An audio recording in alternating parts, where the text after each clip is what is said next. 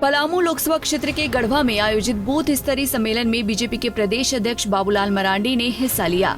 उन्होंने लोकसभा चुनाव को लेकर बीजेपी कार्यकर्ताओं का उत्साह बढ़ाया। मरांडी ने कहा कि सत्ता में आने पर वो मुख्यमंत्री चंपई सोरेन के खिलाफ सीबीआई की जांच कराएंगे। उन्होंने दावा किया कि हेमंत सोरेन की तरह चंपई सोरेन को भी जेल जाना होगा। ये लोग जान करके सबूत को मिटा रहे हैं। हमने चंपई सोरेन जी से कहा कि भाई चंपई सोरेन जी, आप इस मामलों की जांच सीबीआई से कराइए, और आज अगर आप नहीं कराएंगे तो आने वाले दिन सीबीआई जांच करेंगे, तो जहां हेमंत सोरेन पहुंचे हैं तो चंपई सोरेन को भी वहीं पहुंचना पड़ेगा। ये हालत है इस राज्य की, और इसलिए मैं आज आप सब लोगों से यही कहने के लिए आया हूं। यानी इन लोगों ने लूटने का, अपने कमाने का एकमात्र यही धंधा बना लिया। इसे कैसे आप उम्मीद करेंगे करप्शन फ्री गवर्नमेंट बनेगी? कैसे आप उम्मीद करेंगे कि जनता के लिए ये लोग काम करें? ये अपने लिए काम करते हैं, लूटने के लिए लोग लगे हुए। और इसीलिए मैं आप सब लोगों से यही कहने के लिए आया हूँ, अब ये नहीं लुटेरों मिल करके यहाँ से भी चुनाव लड़ाएंगे तो लड़ेंगे, तो आप सबका काम है कि संकल्प लेना है, यहाँ से ले करके जाना है। वहीं बाबूलाल मरांडी ने प्रधानमंत्री नरेंद्र मोदी के कामकाज का बखान किया। मरांडी ने दावा किया कि मोदी ने आम जनता के हितों का ख्याल रखा है। और आज भी देश के प्रधानमंत्री नरेंद्र मोदी जी की लोकप्रियता इस देश में ही नहीं बल्कि संपूर्ण संसार में सबसे लोकप्रिय नेता अगर कोई है तो आज नरेंद्र मोदी जी है। देश के प्रधानमंत्री, भारत के प्रधानमंत्री, भारतीय जनता पार्टी के कार्यकर्ता है वो नरेंद्र मोदी जी।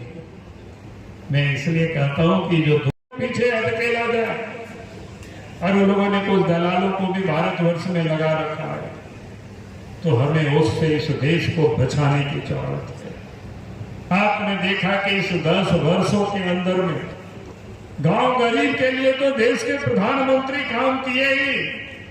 गांव गरीब के लिए चाहे प्रधानमंत्री आवास हो गरीबों को, लेकिन यहाँ अभी बता रहे थे सत्येंद्र जी को, आप यहाँ राज्य की समस्या हो तो हम लोग नवंबर दिसंबर तक उसको भी हम लोगों को ठीक कर देना है।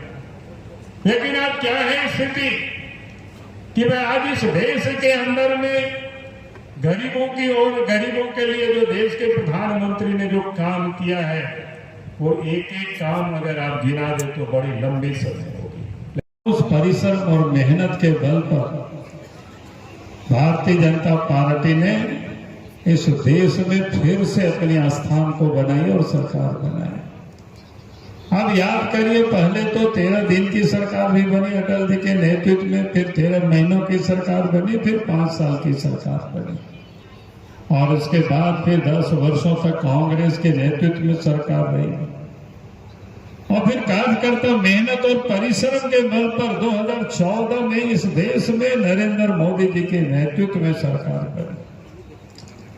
आप 2014 के आप उस दिनों को याद करें कि गठबंधन में थे, लेकिन भारतीय जनता पार्टी को 282 सीटें आई, यानी एक प्रकार से भारतीय जनता पार्टी के पास पूर्ण बहुमत था, सिंगल पार्टी बहुमत था।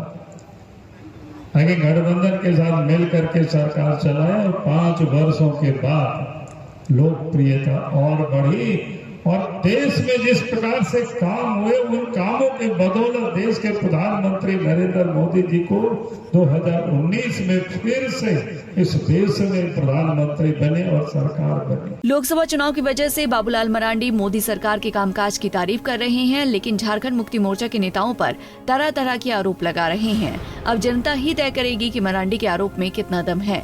पंजाब केसरी टीवी के लिए गढ़वा से अभय तिवारी की रिपोर्ट।